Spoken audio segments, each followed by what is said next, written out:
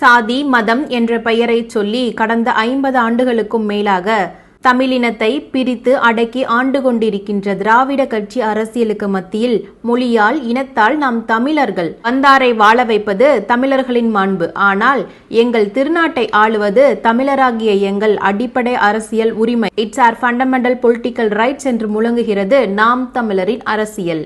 மலைகளை வெட்டி காடுகளை அழித்து நதியினை நஞ்சாக்கி விவசாய நிலங்களை விற்று இயற்கை அன்னையை சூறையாடுவதுதான் வளர்ச்சி என்று காட்டிக்கொண்டிருக்கும் திராவிட கட்சி அரசியலுக்கு மத்தியில் மலைகள் இல்லையேல் மழை இல்லை, மழை இல்லையேல் நீர் இல்லை, நீர் இல்லையேல் உணவில்லை, உணவில்லையேல் உயிரில்லை என்ற அடிப்படை அறிவியல் உண்மையை உணர்த்தி கொண்டிருக்கிறது நாம் தமிழரின் அரசியல். பசுமை இல்லாத வளர்ச்சி வேண்டாம், காடு காப்போம், நிலம் காப்போம், நதி காப்போம், இயற்கை காப்போம் என்று சூளுரைக்கின்றது நாம் தமிழரின் அரசியல். விவசாயி இல்லாத நாடு உயிரில்லாத உடலுக்கு சமம் என்ற அடிப்படை புரிதல் கூட இல்லாமல் விவசாயியை கடனுக்கு தள்ளிய வேர்வையை வீணாக்கி தன்னுடைய நிலங்களை கார்ப்பரேட்டுகளின் கைகளில் பிடுங்கி கொடுக்க போராடி கொண்டிருக்கும் திராவிட கட்சிகளின் அரசியலுக்கு மத்தியில் விவசாயம் என்பது ஒரு தொழில் அல்ல, அது நம் பண்பாடு, அது நமது மரபு. மண்ணை விற்காதே, உழுது காப்பாற்று, தண்ணீரை காப்பாற்று, விதையை காப்பாற்று. விவசாயி நிமிர்ந்தால் தேசம் நிமிரும்.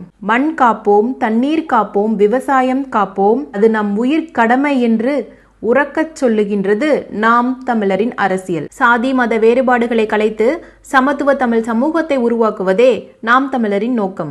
பெண் விடுதலை இல்லையேல் மண் விடுதலை இல்லை என்ற எங்கள் தேசிய தலைவர் மேதகு வே. பிரபாகரன் அவர்களின் கூற்றுப்படி பெண்ணை பாதுகாப்பது மட்டுமல்ல, பெண்ணை வலிமையாக்குவதுதான் உண்மையான புரட்சி என்று புரட்சி செய்து கொண்டிருக்கிறது நாம் தமிழரின் அரசியல். இதுவரை முதலீடு செய்து பணமீட்டும் தொழிலாக மட்டுமே ஒரு சிலரால் பார்க்கப்பட்ட அரசியல் என்பது முழுக்க முழுக்க மக்களின் சேவை என்று பெருந்தலைவர் காமராசர் அவர்களின் வழியில் செயல்படுகிறது நாம் தமிழரின் அரசியல்.